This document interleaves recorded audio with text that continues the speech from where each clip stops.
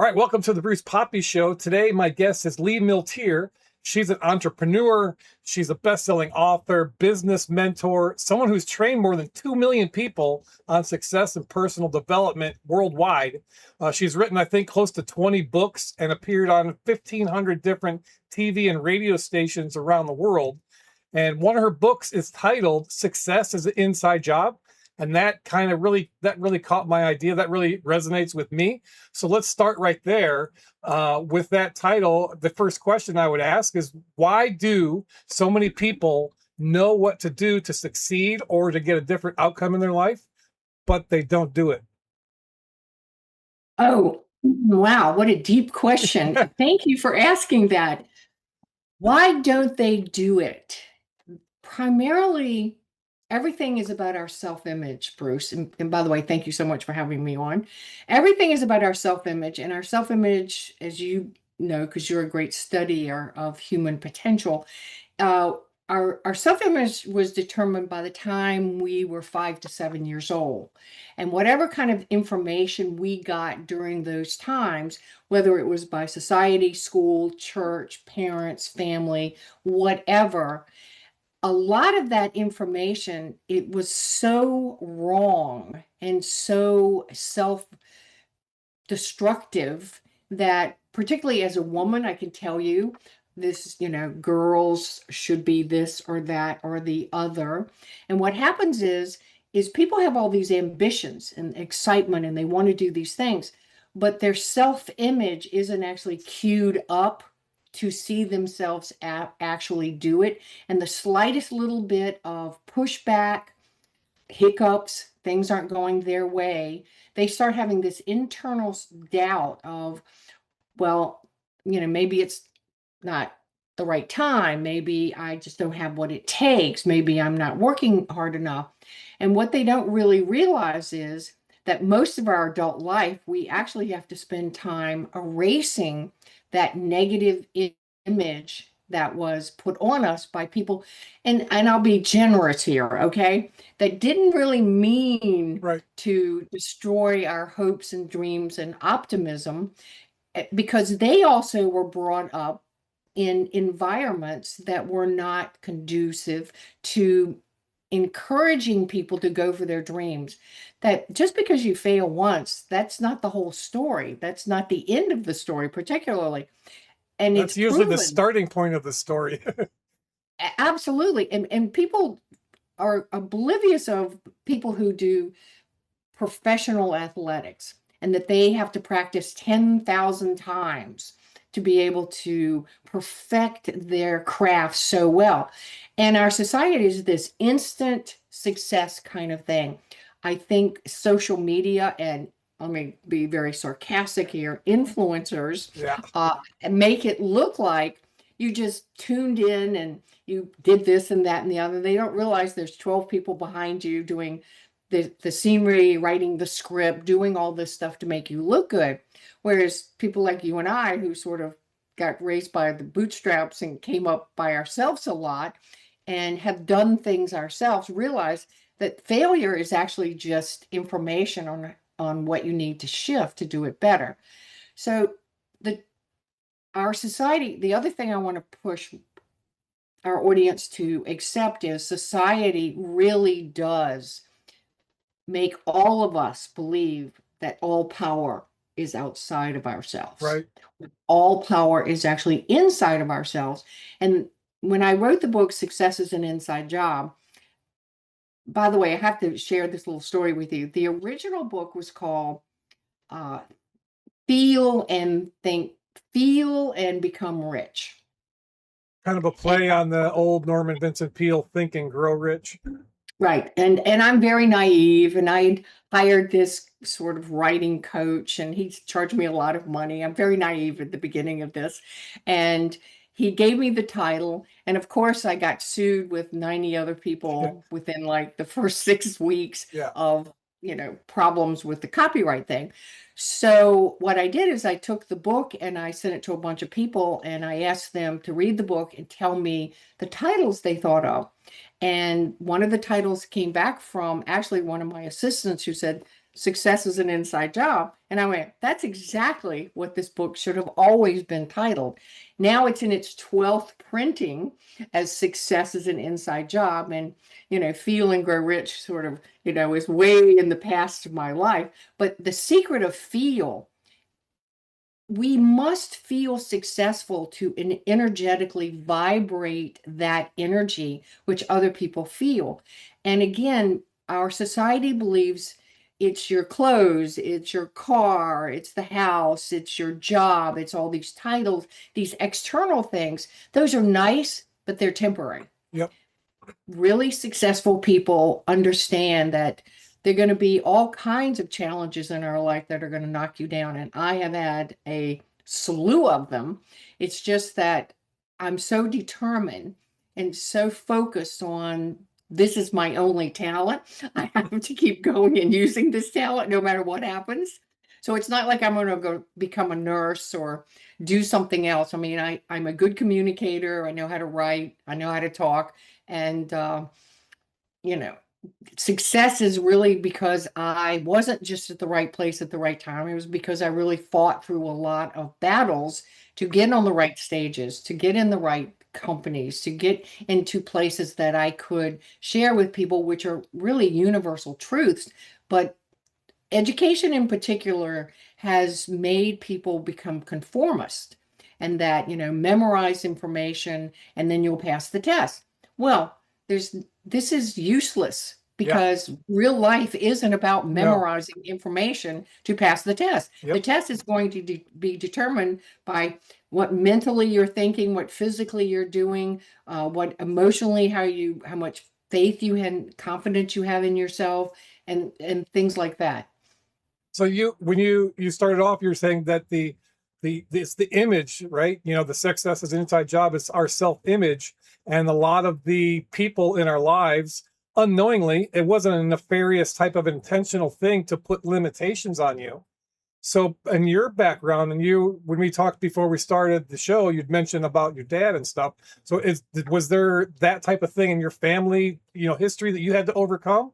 Or were they more of the, encouragement, hey, you can do anything type, so did you have to overcome those limitations that were put on you by, family and or early on when you started in society?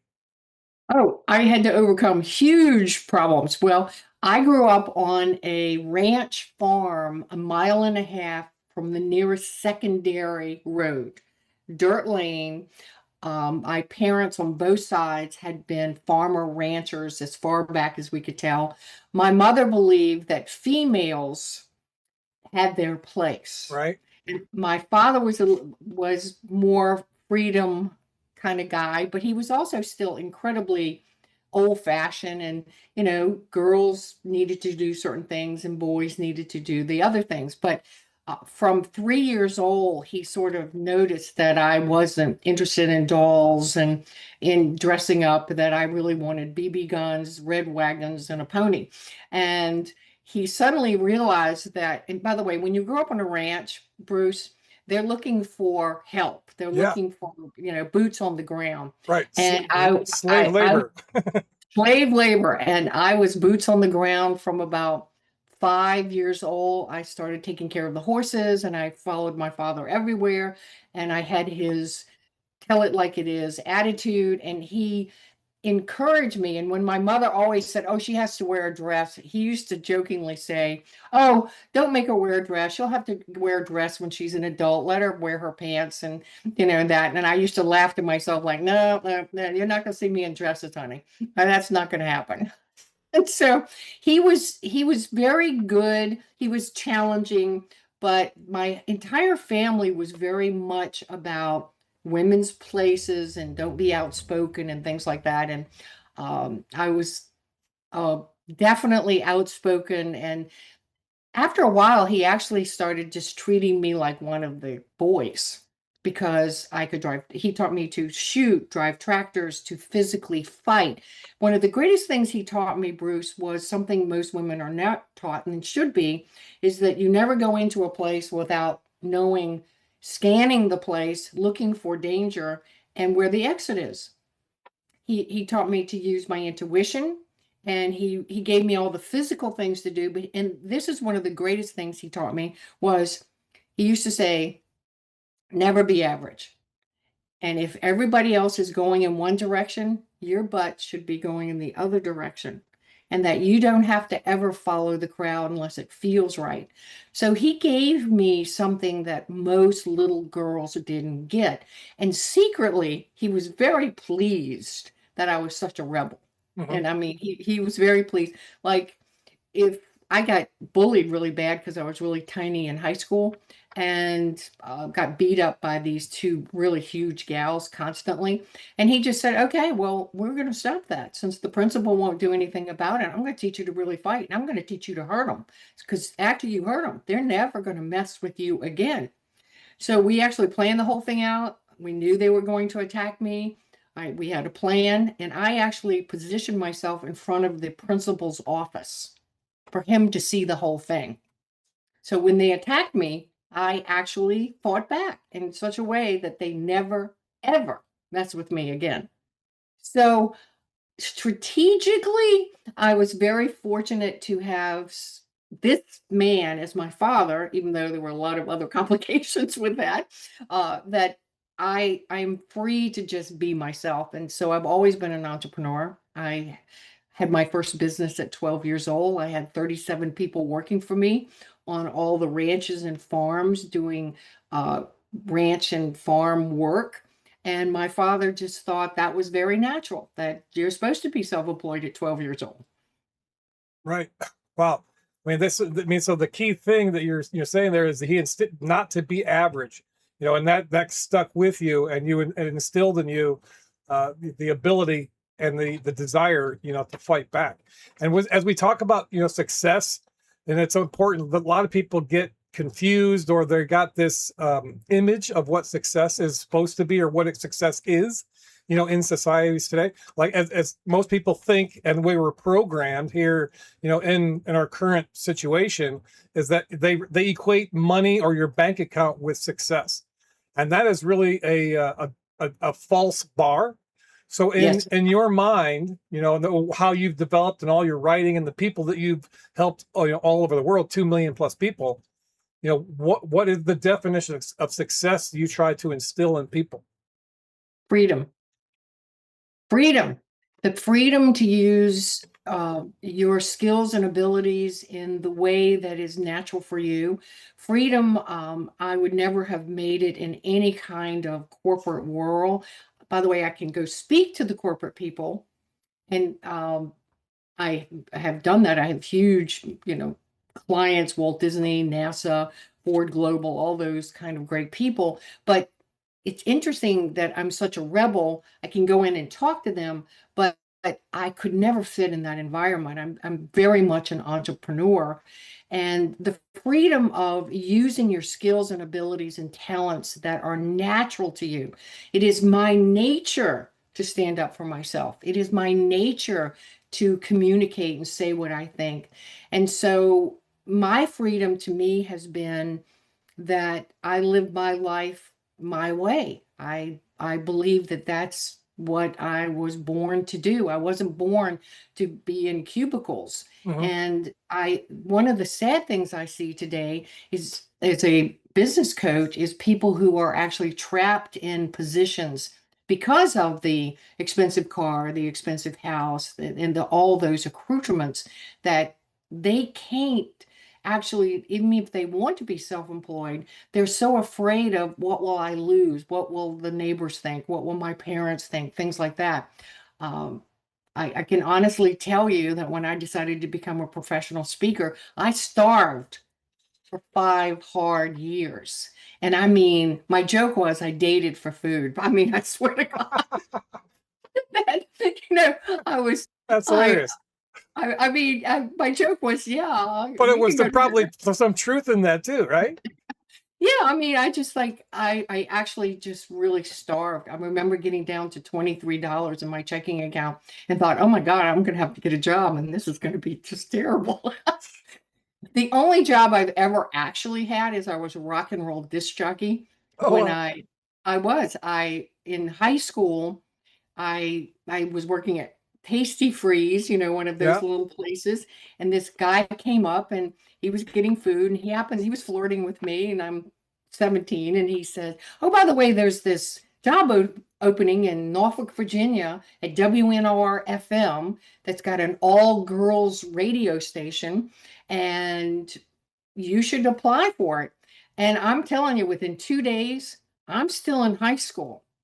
And I skipped school because I did a lot of that. And I applied for the job. I kind of fibbed and said I was 19 and out Right. of school. And I got a full-time adult job in high school as a rock and roll disc jockey.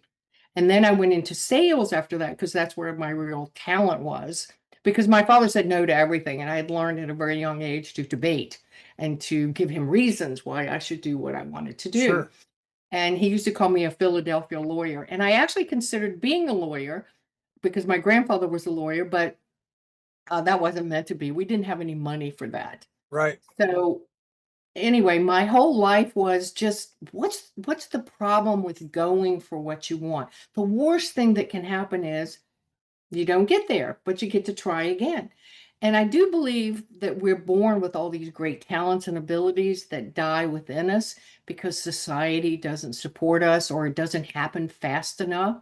And I was just prepared when I became a professional speaker that this is my talent. I'm going to figure out how to do it. And I will entertain you with my entire prep for becoming a professional speaker because I was in commercial real estate when I decided to do that. And I didn't like commercial real estate at all. And I finally sold something. So I had a little bit of money and I thought, oh, I can break free from this drudgery that I don't like doing. And I went to a printer shop and had cards that said Lee Milteer, professional speaker. And off I went. And Before you people even go, had any gig or anybody, inquiring about you. So you went ahead and thought forethought, like I've heard, was it was Adam Sandler or Jim Carrey, say, hey, wrote themselves $1 million check, Jim that's, Carrey, yeah. Jim Carrey. So there's a lot of stuff in the news about him. We're not going to go into that today. No, no, oh, Uh, I don't know. I don't but know I mean, about all just the that. concept of, having that dream and then seeing it and then, right, living as if, right? It seems that though that Yeah, the stuff you're talking about is that you had a goal in mind. You didn't have any skills. You didn't have any references. You didn't have any experience, but yet you still took a step and did some action to be I able to did. move that thing forward. And that was probably what you think that made a big difference in how you succeeded and moved forward with your entire career? It's been my life to do that every single time. Dan Kennedy always talks about jump to where you want to go. And I didn't know Dan Kennedy at the time, but I do know that people, the universe or God or however you believe in that gives you hints all the time about you that most of us can't see. So when I was in sales, one of the things I used to get, Bruce, was people would say, "Wow, you should be a professional speaker. You're really good at explaining and talking and communicating." And I used to think that's hilarious. One, I didn't even know what a professional speaker was in the beginning. And once I got that message enough, I thought, huh. So I went to the local community college and I actually said to them, "I'm really good at sales, and you have these courses that are not credited. And so, how about if I teach for women a course on selling?" And I just then went and wrote this course that I just made up of what I did that worked so well because I can sell, Hmm. because I believe in what I sell. I will not sell anything I don't believe in. And so after I got that under my belt, I went, well, I'm just going to print up these cards and I'm going to go to the other real estate companies in my Virginia Beach, Norfolk, Virginia area. And I'm going to offer my services. And my big price was $300 for the day, which I was like, you know, wow, I didn't know what to charge. And people hired me. And I thought, okay. And then I went and tried with other people to hire me. And my big break came because I took the $300 I made and I did an ad in the local paper of professional speaker, and nothing happened. And I was crushed, but kept going, starving, but kept going. And then one day out of the blue, this woman calls me and she said, I saw your ad on the very first day that I got this job at AT&T. And she said, I have it in this folder. I'd like you to come in and talk to me about what you could do for AT&T. We're having big events in your area. And so I went there and she said, well, what would you charge? And I didn't know what to charge, but I blurted out something like $500. And she immediately got turned off. And she said, well, we're really looking for a more experienced speaker than a five. And I said, oh, no, you misunderstood. I meant a $500 deposit. So you were And able to pivot right on the point, thinking, I'm oh, very, yeah. I And bid so too low. So I got the gig, spoke in front of 1,000 AT&T people, which launched my career because 80 of those people hired me to go around the United States and speak to their groups. And then Bell Canada got me. And then I did public seminars for 6 straight years, which was slave labor, honest to God. Nine to four by myself on a stage of anywhere from 500 to 1,000 women. And 3 cities a week, 100 cities a year for 6 years. Wow. And so what that did, Bruce, was make me a real pro. No matter what happened, I can deal with it. Right. And You including, put in the reps. You did the reps because I I talk did more about than all the time. 10,000. You got to do the reps. You got to, it might suck. It might not feel right. You might think you're the worst thing that's ever happened. But if you continue to do those reps, so that was your, training ground where you broke your teeth into Yeah. the speaking realm. But the real winner for me was in those audiences were all these huge names of employees, and they'd go back and go, we have to hire Lee Milteer. She is hilarious and what a great seminar. It was fat. We laughed all day, learned all this great stuff, and she seemed to be having a ball doing it. And I did. I forgot to mute my phone.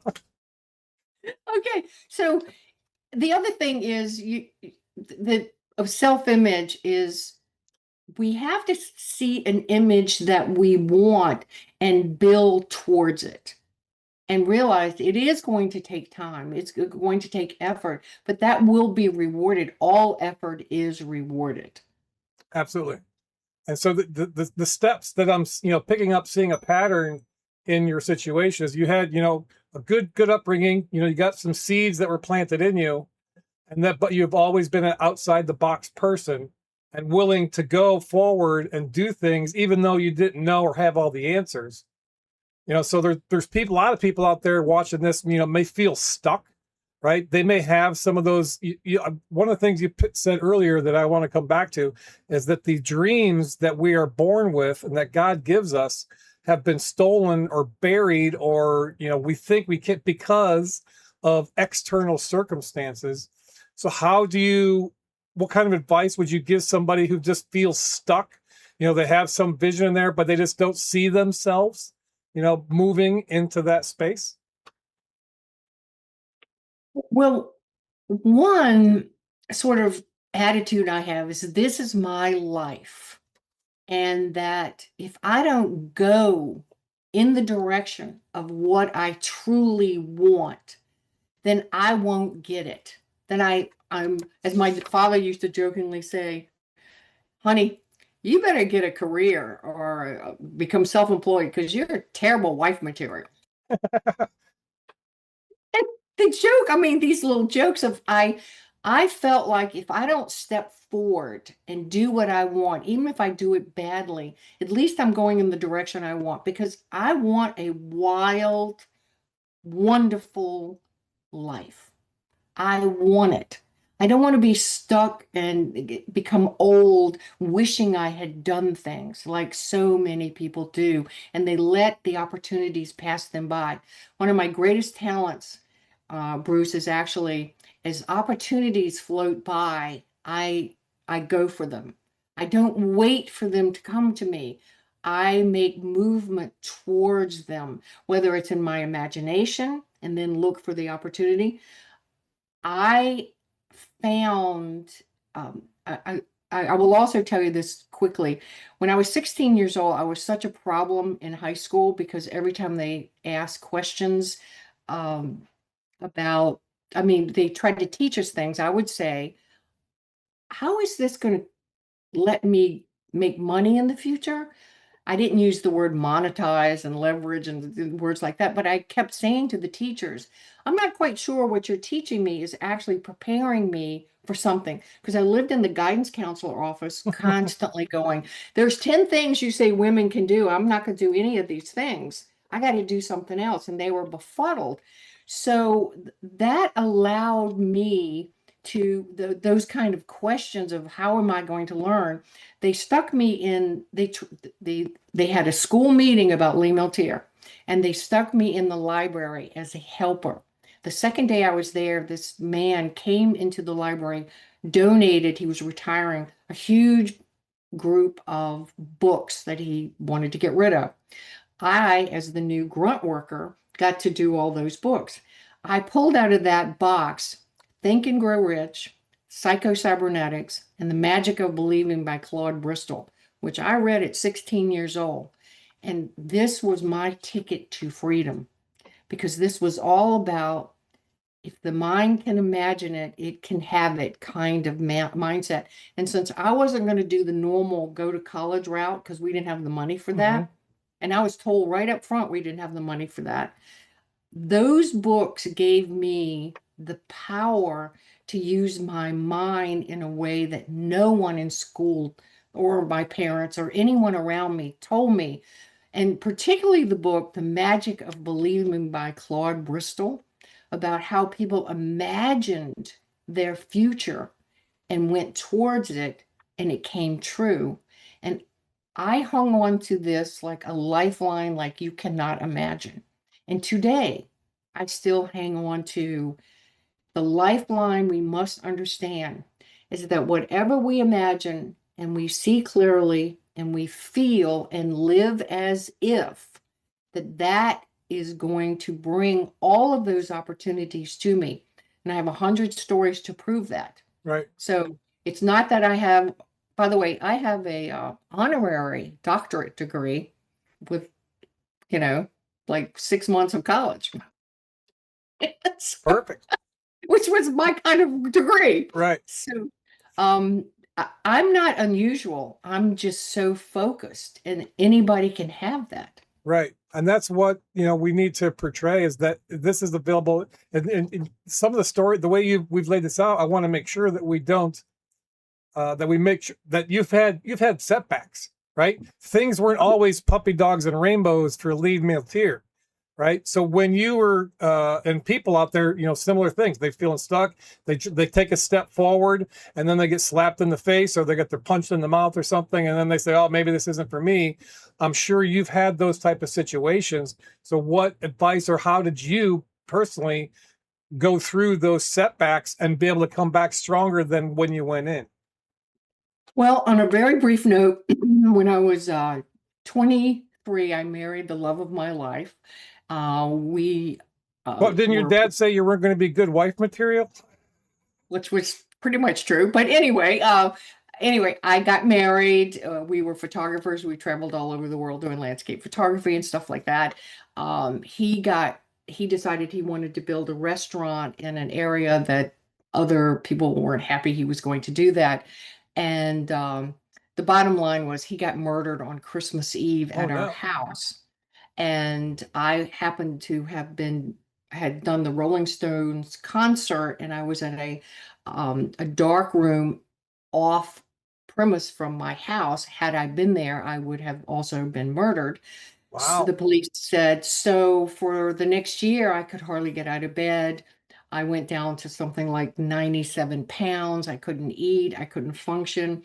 And what happened to me at that moment was this complete life shift of we were, going along. We had only been married a short time. We were very happy together. And then he gets murdered and everything, there was no money.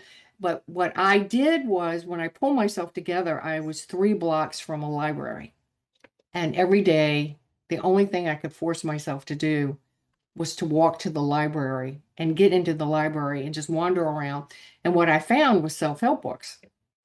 And the number of books that I read every day, I mean, I just read and read and read and read, and the list is very long. I reread all the books I just mentioned.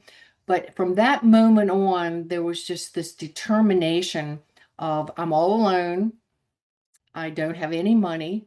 I have to figure out what to do with myself. I know I'm not really suitable to go work for a job, and I'm going to figure it out. And the advice that I would give people is go inside and really find that true, deep spirit within you. And let that spirit know that you love yourself, and really ask yourself, if I only had a really short time to live, what would I do? If I knew that this was going to all disappear in a short time, and that I really wanted to go for things in my life, just go for it.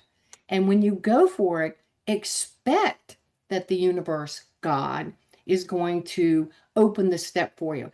And so my belief is, if I am confused, if I just take a step, by taking that step and that action, it opens up other doors.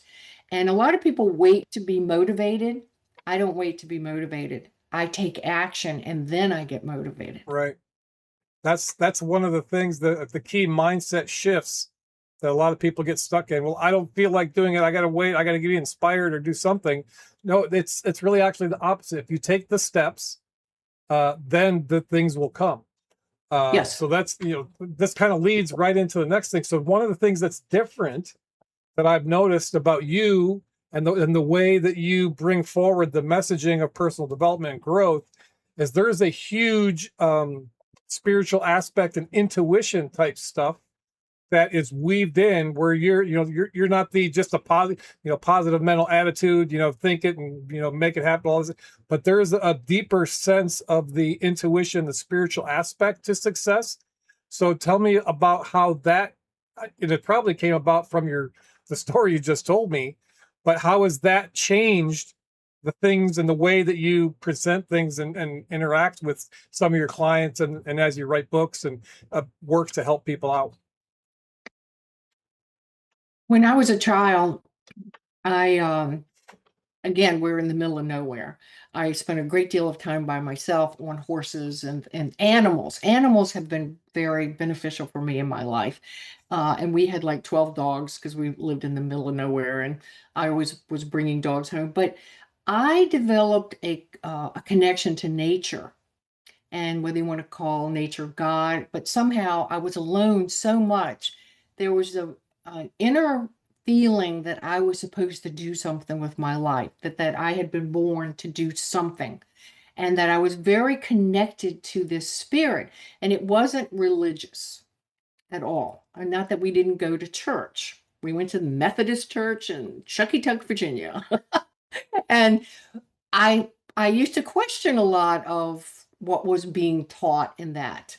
But my inner intuition used to be so accurate that my father, one of the ways he helped with that was, every night when we sat down for dinner, he would always say, I have problems I want you to solve.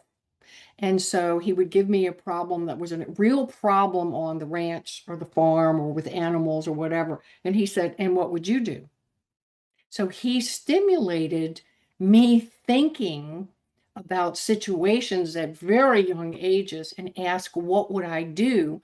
And I started realizing there was a voice inside of me that was actually answering that far smarter than I was. And so my intuition is incredibly strong. I can feel instantly when there's danger.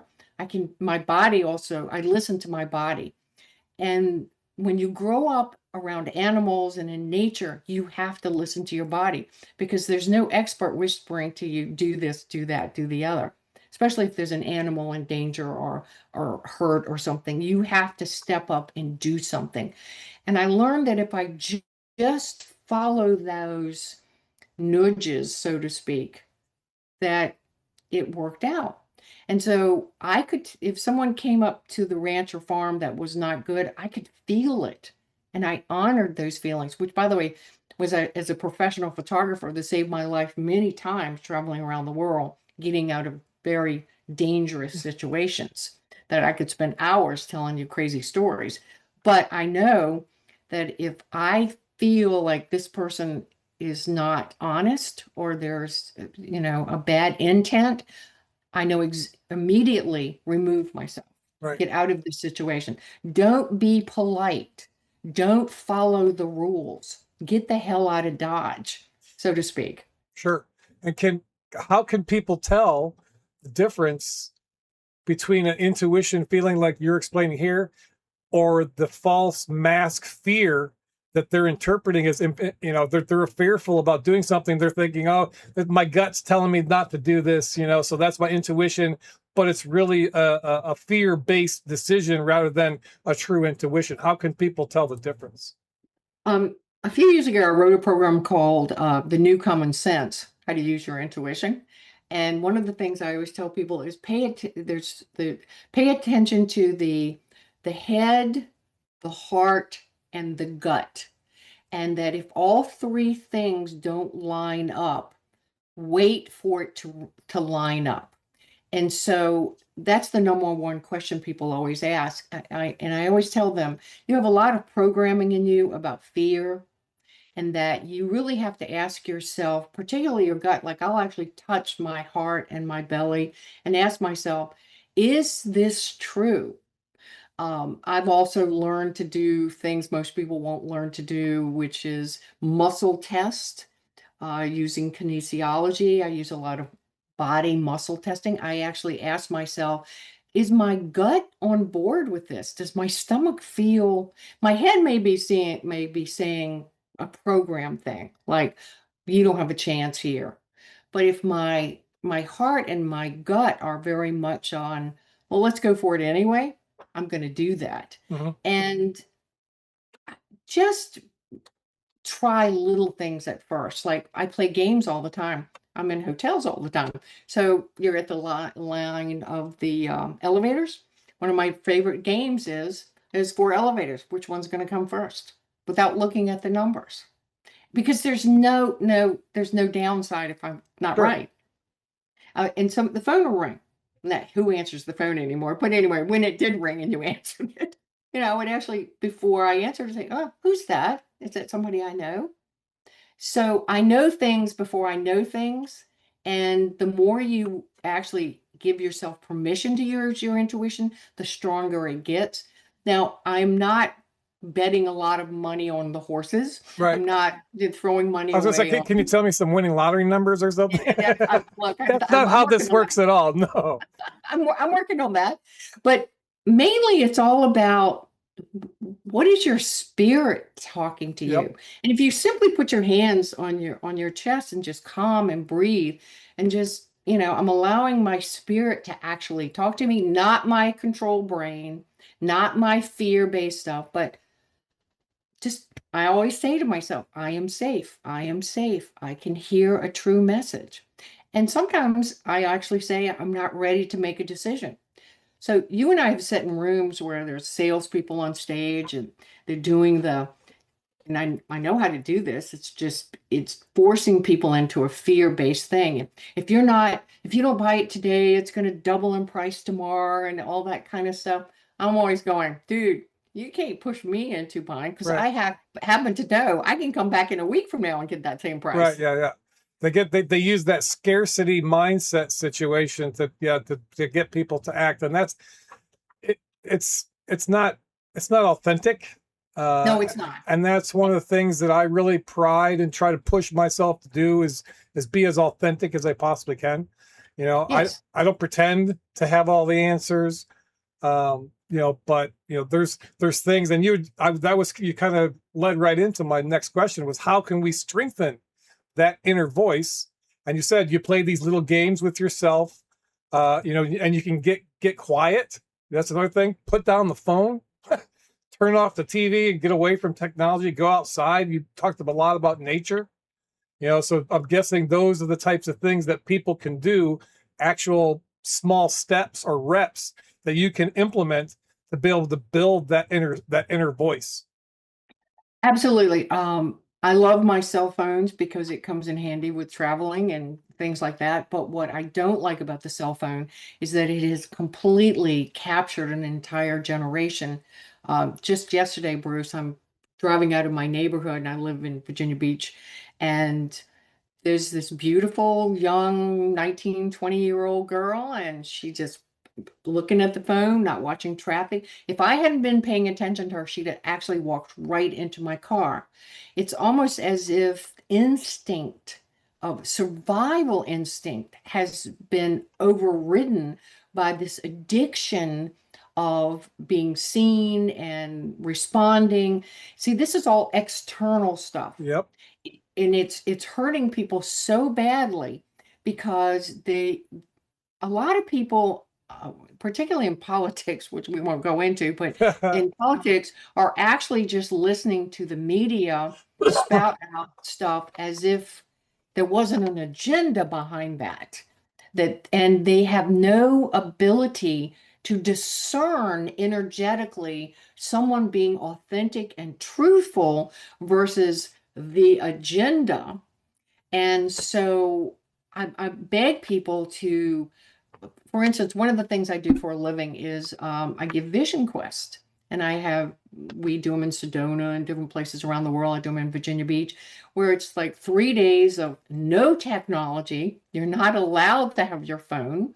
I mean, if it was an emergency, of course, but that you are supposed to actually get in touch with yourself again. How can you listen to that small inner voice, which doesn't scream, which doesn't make you afraid? See, whenever you're talking to yourself and you feel afraid, that's program stuff. That's not intuition. Intuition doesn't talk you into doing stupid stuff. Right. It actually, and it's soft.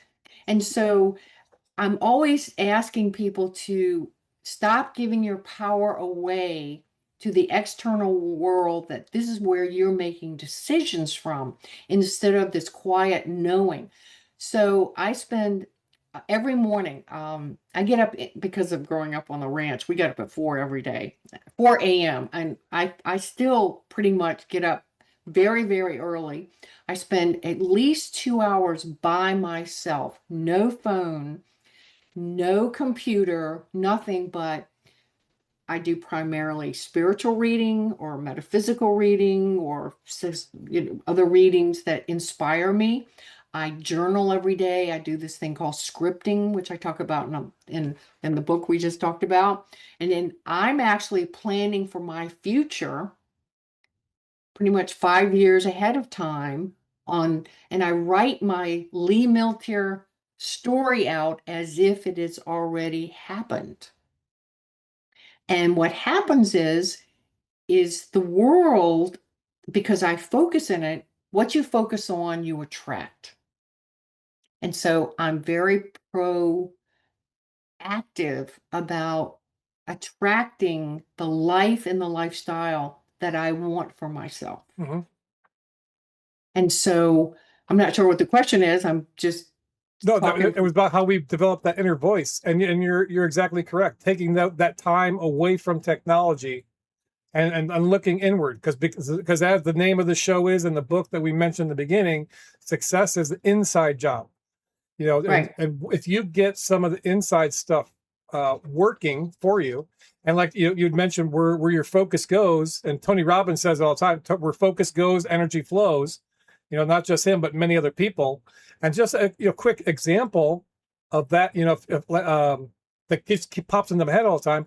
If you're looking to buy a new car, right, and you want to say, just pull something out of the air, a Jeep, right? You're looking for a Jeep. Now all of a sudden, every time you go out on the road, you're going to see Jeeps every flipping where. It's because you're focused on that. And the same process that happens in our subconscious and our conscious minds, when we focus on what we want, how our life we want it to be and live it, see it, visualize it. It's not daydreaming. The visualization aspect of building a life is way different than just daydreaming. So the visual that you make it so real, you can see it, you can taste it, you can smell it, you feel it. And it sounds woo-woo, but it's true. I've lived it too, and I'm in the process of living it now, that the universe will make stuff happen. You can create your own reality and you can manifest. And manifestation is not like pulling a rabbit out of a hat. It's there's some science behind it for sure. Yes, there's a lot of science. And so if after all this time that you've spent working with people, entrepreneurs, businesses, and things like that, is there a common theme or a common excuse that people hide behind for not pursuing the life that they really want? They're afraid they're going to fail. They're afraid they're going to fail, so they don't get started. They want something, but then they allow their chatter, fearful mind to talk them out of it. And they keep, and the other thing is, it's odd. People are waiting to be saved. Ooh. They think something externally is going to save them, or they think they're planning for the future as winning the lottery. Well, we all jokingly want to win the lottery. What fun that would be. And I've won some money in the lottery, but not enough to live on. And so I'm shocked at the people who are waiting to be saved. I have learned really hard, there's no one coming to save me. No one. And that if there's going to be some savings, Lee Milteer has to get her butt up and do it herself. Right. And it's not that I don't have support. It's just that I'm not thinking some miracle thing is going to happen. And there's just this underlying, there's also this lack of work ethic that a lot of people today look at very rich and successful people, and they think it's some instant manifestation of, I don't know, you just suddenly become famous. And the silliness of thinking that being famous is a life goal is insane, because whatever fame, if you really read biographies, it's not that fame doesn't have its place sometimes because of influence, but for the most part, a lot of people who've been very famous have been so burdened, and they have to hide, and they have to have all this security and all this extra stuff. And so all this extra money they earned is just for protection. So I don't see that as particularly a great goal to go for. One of the things I do is I speak for free, particularly to high schools and colleges, if they ask. And it's the hardest audience there is. I mean, high schoolers are very hard because they know everything. They already know everything. They know everything. And so I'm explaining to them like the reality of life about what you're seeking. And when I open up for questions, I'm shocked at some of the questions, such as, what kind of car do you drive? How much money do you make? And girls are asking, how can I get married so someone will take care of me? Wow. Oh my gosh. I got a lot more to say than wow. I actually really tell them the truth. Like, girls, ladies, and they're not ladies quite yet, but girls, if you're waiting for some guy your age to suddenly come and save you so you can stay home and eat bonbons, so to speak, this is not going to work out for you. What happens if he runs off with another gal? I mean, how are you supposed to take care of yourself if you have children? And they don't want to hear this. No. And so now when the high schools and stuff call me, I'm saying, I'm going to show up, but I'm going to tell them the truth. And nobody can stop me from telling them the truth. So be careful for what you ask for, because I'm going to tell them the truth. No, that's amazing. And we need to have the truth. That's the one thing that's missing in society today is truth. People want to have their ears tickled. I talk about a lot of times the microwave society, right? They want everything right now, rather than maybe eat healthy and exercise and all that. I don't need all that. I'll just go get me some Ozempic, some GLP-1, and then jack that stuff into me, and I will have the image that society is pounding into everybody's brain that they're supposed to look like this and fit in a box and blah blah. That's a topic for another show. But and I know you've not, when you came out of the box and the things you've done, you've made some adjustments, and you can use the term reinventing. And you've recently, I've from following you on social media, I know you've been on a little bit of a quest and doing some reinventing yourself. Yes. How is it that you see that needs to happen, and what does that process look like for people? Maybe they're wanting to do something different, they want to reinvent themselves. So if you give just some basic things, how did that come about for you? You decided you needed to do it, and then what was the actions that you took to be able to move that process or ball forward?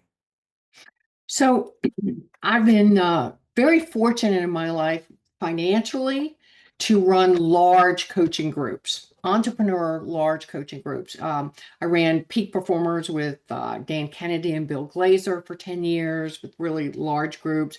Then I ran with Adam Whitty, the Renegade Millionaire groups. I started groups of my own, Success Club, Alchemist Inner Circle, all these kind of things. And last summer, around July, I started waking up feeling like Groundhog Day every day. So I had this group that I had for 22 years called the Millionaire Smarts Group, which was me like writing a book every month. So my real money business has not only speaking and writing, but actually I have been a content provider for 22 years for all these other coaches around the world. I supply the content, which meant like writing a book every month. And I just started feeling tired of, I've had a ball doing it. I've made a lot of money, got on lots of great stages, done a lot of great things, but something else started calling me. It's time for a change.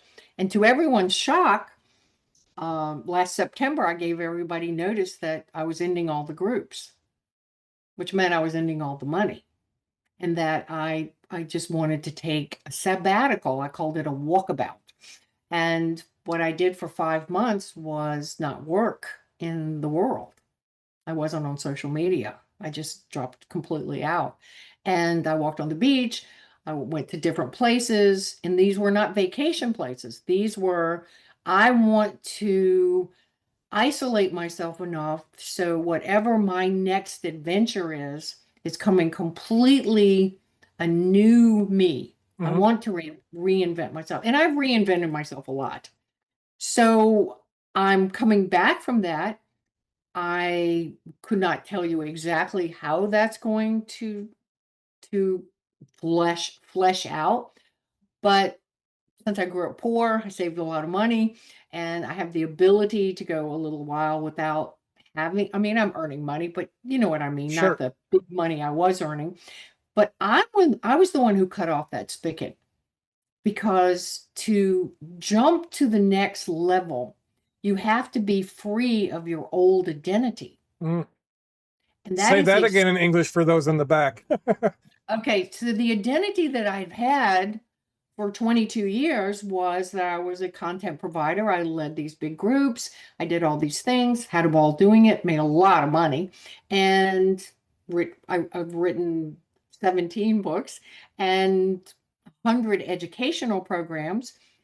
I just thought, what is my next, what is my next adventure? Because in my life, I've had all kinds of great adventures. I used to be a rock and roll disc jockey. I was a professional photographer. I traveled around the world. I did a little real estate thing. And then I became the speaker. And then I became an author. And again, writing the first book, I was terrified, completely terrified. But I went on with it. But also, the universe always gives me hints when it's time for me to release one identity and start working on another. And I listened to that. And when people started saying, you should write books, I used to laugh and think that's hilarious. I could hardly get a term paper out in school. Right. And you're asking me to write a book. But a publisher kept taking me to lunch and saying, I know there's many books in you. I believe in you. And I will publish any book you write. And so I started writing books. And then I started doing national television. And so now, without spilling the beans, because I don't like to ever share what I'm going to do until I've done it, because I think you waste a little Right. of your creative energy doing that. I'm just saying I'm excited there's a new, I'm still going to use all my same talents because these are the only talents I have. Speaking, writing, communicating, that's it. Those are the talents. Whatever I do will have those talents involved, but I see them in a different way. So I just urge people to say to themselves every day, you know, I am the captain of my ship and I get to have adventures. And I'm not going to live a normal, everyday, boring life. I'm going to go for it. And so little hints are coming to me that are coming from other people that most people don't pay attention to, but I'm paying attention to. And I actually know one of my beliefs, which if you believe it, you can make it come true, is success always comes to me. It's not that I'm doing things, but it's because I'm doing things that the success of my next game or phase of my life is going to start coming to me. Hmm. And so, an interesting thing out of the blue on my Facebook in the last couple of days, two people have sent me AI memes of me. Yeah. I saw the one this morning, the warrior princess Warrior, thing, warrior warrior, patriot. warrior Yeah. archetype. Yeah. And I'm like, those are fun. That's fun. What does this mean? By the way, you can't see it, but there's a big picture of me dressed as a general that somebody sent to me. It was a big AI thing, and they sent it to me. And I thought, I know if you believe in past lives, I've definitely been a Sure. general in my life. I have very male energy, yet I'm very female. And so I'm not sure what that all means, Right. but we're going to have fun with it. Right. So through this whole conversation, you've mentioned as we begin to bring this plane in for a landing, you've mentioned energy a lot of times. There's a lot Yes. of where focus goes, energy. All the different things, and energy and some of the spiritual aspects. And one of the things that I thought is cool as F that you have and that people can participate in is a course that you put together called the 5 types of energy. So Yes. tell us about the 5 types of energy, and we'll tell people how they can get involved in that. Okay. So I am a big believer that everything is energy. So we have our life currency.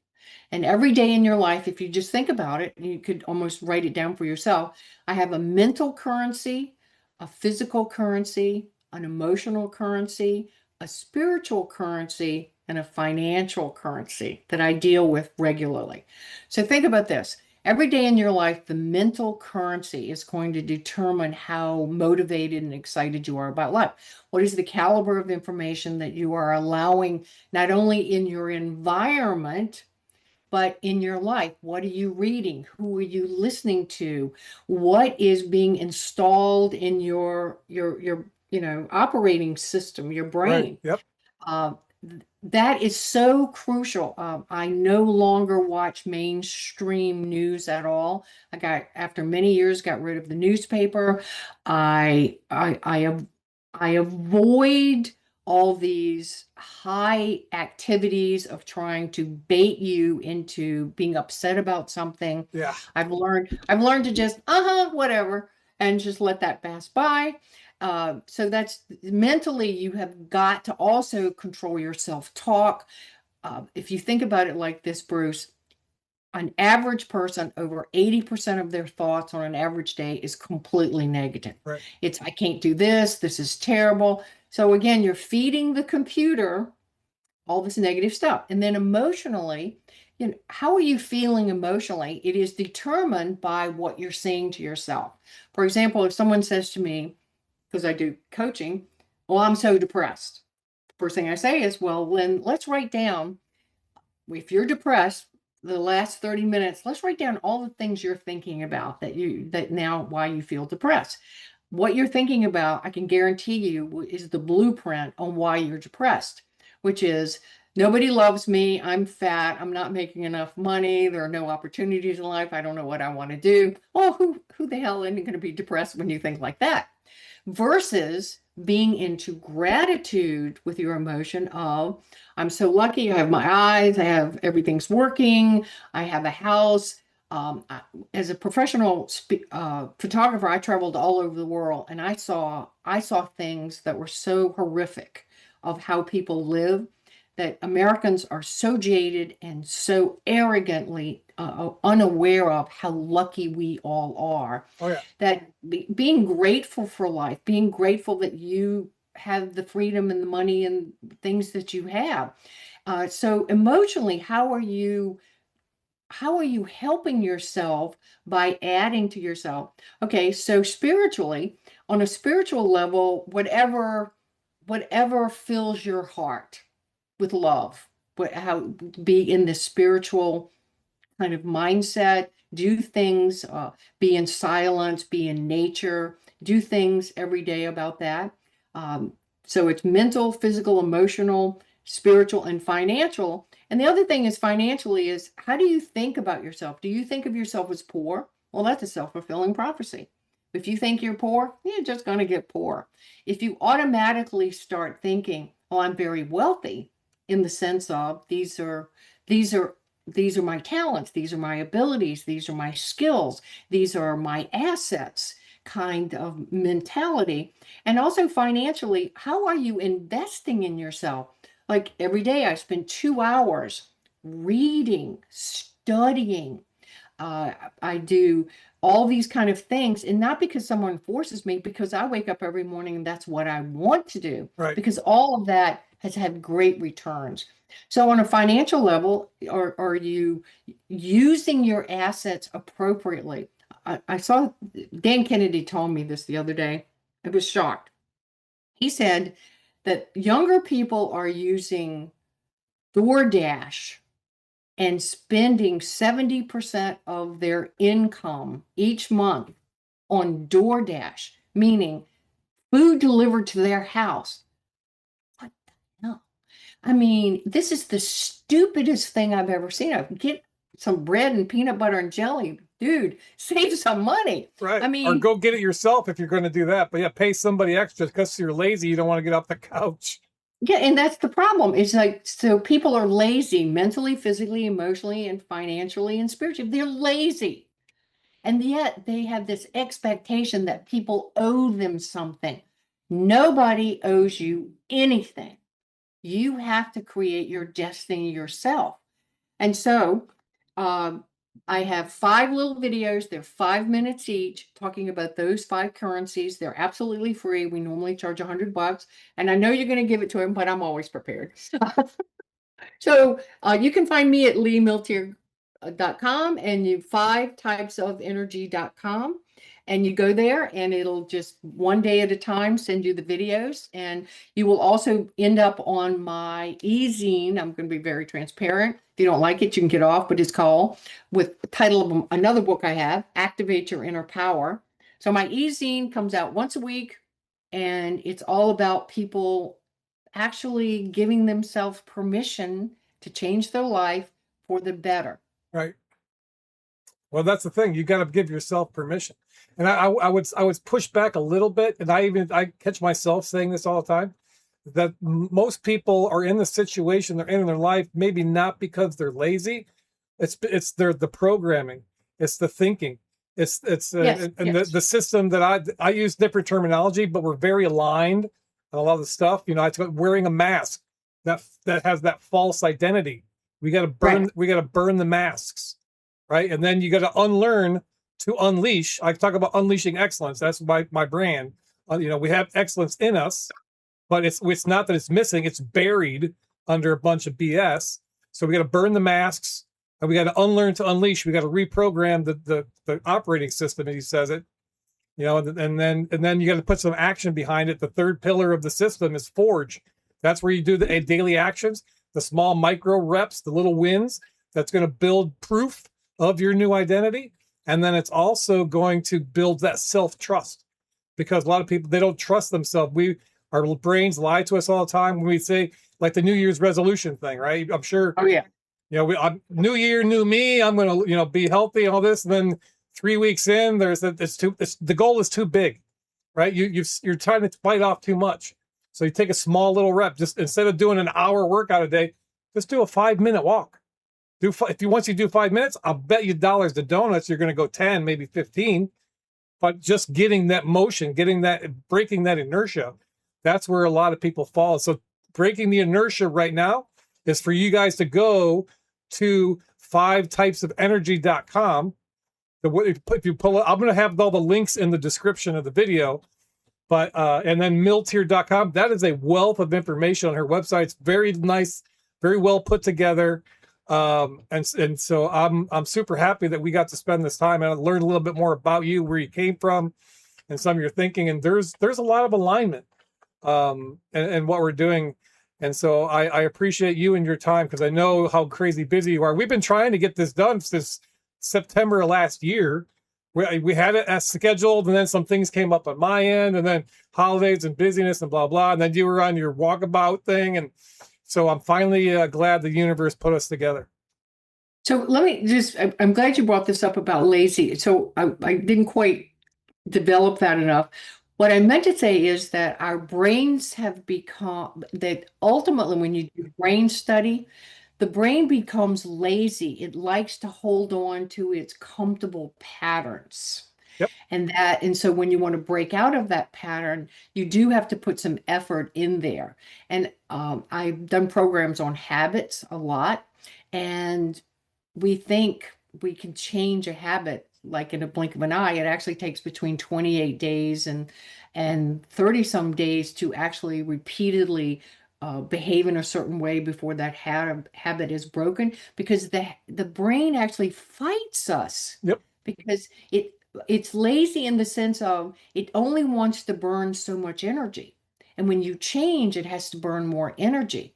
And if you read a little information about all brain studies, it talks about the brain is actually wants to keep the same patterns. And so that's why they call it where the brain wants to be lazy. Yeah, no, exactly. The brain is wired for survival.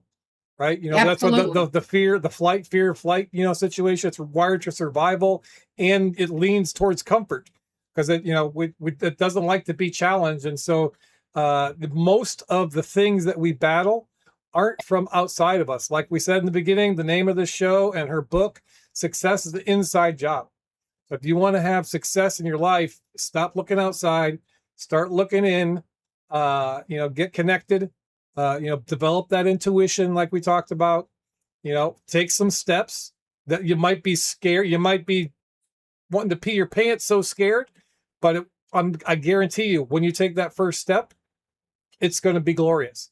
And then the next step, you don't have to know the whole pattern, how the thing's going to flesh out, because Lee's, her life is that story of her taking step after step, not knowing what's going to hold the future, filled with tragedy and reinvention.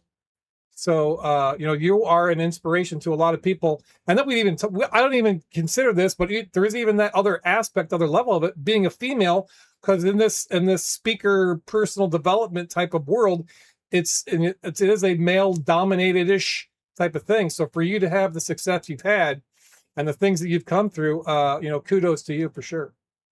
Well, thanks. My motto is, your point of power is this very moment in life.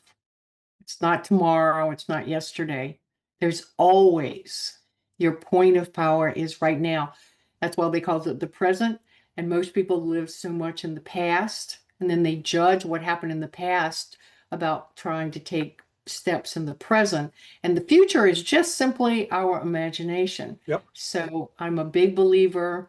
I was fortunate to work for the Walt Disney Organization for 12 years. And, that was a great organization to understand how imagination can actually be such a fabulous thing. Absolutely. Oh, fantastic. Well, thanks again, Lee. Milteer.com is the website, and then links if you can't remember, but all the links will be in the description of the video. Milteer.com is the most important one. Everything else is already there. But I encourage everybody to go check it out and give Lee a follow. Appreciate it. Thanks so much, Lee. Thank you so much, sir. All right. Appreciate it. We'll see you guys next time. Bruce Poppy Show.